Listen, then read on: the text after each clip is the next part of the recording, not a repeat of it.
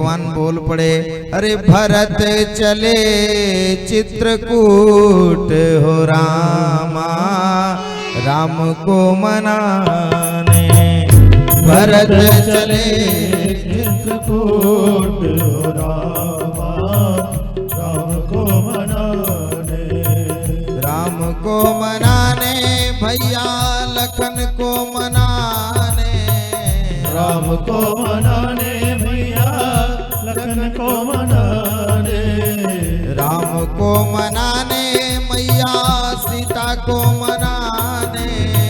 राम को मनाने मैया सीता को मनाने। भरत चले चित्रकूट रामा, राम को मनाने। भरत चले चित्रकूट रामा, राम को मनाने। भरत चले चित्रकूट रामा, राम को मनाने। भरत चले चित्रकूट रामा, राम को मनाने। मीठे मीठे ताली की सेवा करते हुए जय हो।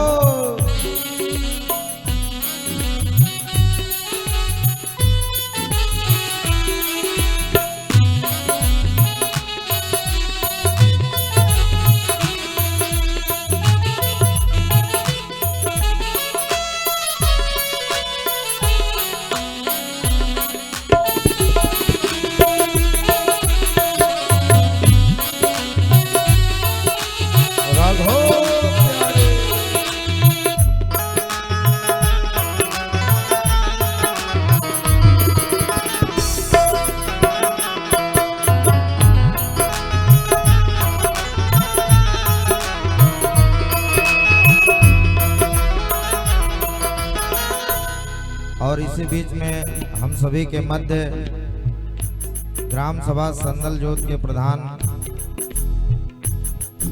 श्री कौशल यादव जी अपने पूरे टीम के साथ पधारे हैं। आपके यहाँ 2 मार्च से बहुत भव्य कार्यक्रम होने जा रहा है। तो हनुमान जी महाराज के प्राण प्रतिष्ठा और सुंदर सी राम कथा का भव्य आयोजन आपके द्वारा किया गया है।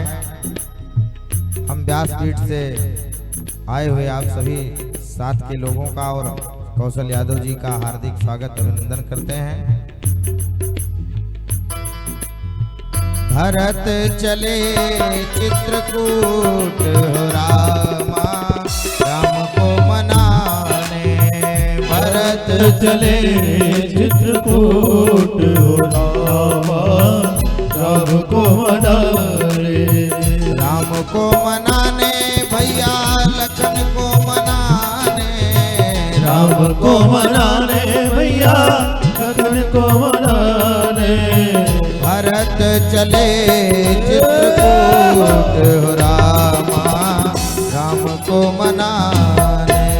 भरत चले चित्रकूट रामा, राम को मनाने। भरत जी चले जा रहे हैं। प्रथम रात्रि निवास भरत जी ने तमसा के तट पर किया। दूसरा रात्रि निवास गोमती के तट पर भरत जी ने किया और तीसरी रात्रि सई नदी के तट पर निवास किया भरत जी ने। और जब अब सई नदी के तट से भरत जी आगे बढ़े हैं तो धीरे धीरे श्रृंगवेरपुर नजदीक आने लगा। श्रृंगवेरपुर के राजा हैं निषाद राज। गोस्वामी जी महाराज कहते हैं, सई तीर बस चले बिहाने, सई तीर बस चले बिहाने। श्रृंगवेरपुर सब नियराने, श्रृंगवेरपुर सब नियराने। समाचार सब सुने निषादा, समाचार सब सुने निषादा। हृदय विचार करे सब सादा, हृदय विचार करे सब सादा। कारण कवन भरत बन जाहि, कारण कवन भरत बन जाहि। है कछु कपट भाव मन माहि, है कछु कपट भाव मन माहि। है कछु कपट भाव मन माहि, है कछु कपट भाव मन माहि। जानहि सानुज राम ही मारी, जानहि सानुज राम ही मारी। घरहु अकंटक राज सुखारी, घरहु अकंटक राज सुखारी। सैनिकों के द्वारा निषाद राज को समाचार मिला कि भरत अपनी चतुरंगिणी सेना लेकर के आ रहे हैं। चतुरंगिणी सेना का मतलब होता है, सेना के 4 अंग होते हैं, हैदल, गैदल, रथदल और पैदल। ये इसको चतुरंगिणी सेना कहा जाता है। सैनिकों ने कहा भरत अपनी चतुरंगिणी सेना लेकर के आ रहे हैं। और जैसे यह समाचार निषाद राज ने सुना, निषाद विषादग्रस्त हो गए। विषादग्रस्त होकर के कोई चिंतन करेंगे, कुछ सोचेंगे तो वह अच्छा नहीं होता है। निषाद राज विचार करने लगे कि क्या कारण है भरत चतुरंगिणी सेना लेकर के जा रहे हैं। लगता है भरत के मन में कुछ कपट है। भरत सोच रहा है कि मैं राम को मार करके, राम जंगल में अकेला है, अपने राज्य को निष्कंटक कर लूं। भरत सोच रहा है कि मैं राम जंगल में अकेला है, राम को मार करके अपने राज्य को निष्कंटक कर लूं। यदि भरत के मन में ये दुर्विचार ना होता तो चतुरंगिणी सेना लेकर के क्यों आ रहा है। लेकिन भरत ने अपने हृदय में राजनीति नहीं लाई, तब कलंक लगा था। लेकिन अब भरत के जीवन की हानि होगी। आज देवता भी भरत की रक्षा करने के लिए आ जाए तो भरत को मैं गंगा उस पार नहीं उतरने दूंगा। निषाद राज ने कहा कि यदि भरत ऐसा कर रहे हैं तो क्या आश्चर्य है, क्योंकि अमृत के विष के वृक्ष में अमृत का फल नहीं फलता है। निषाद राज ने कहा कि आखिर में ठहरा तो कैकेयी का बेटा ना।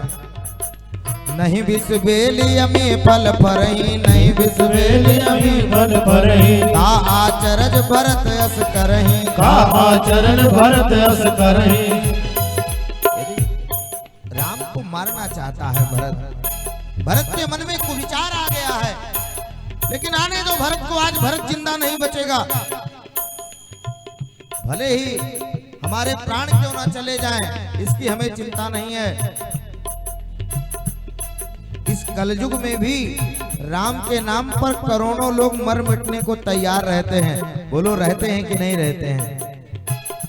करोड़ों लोग राम के नाम पर अपने प्राणों को न्यौछावर करने के लिए तैयार रहते हैं इस कलयुग में।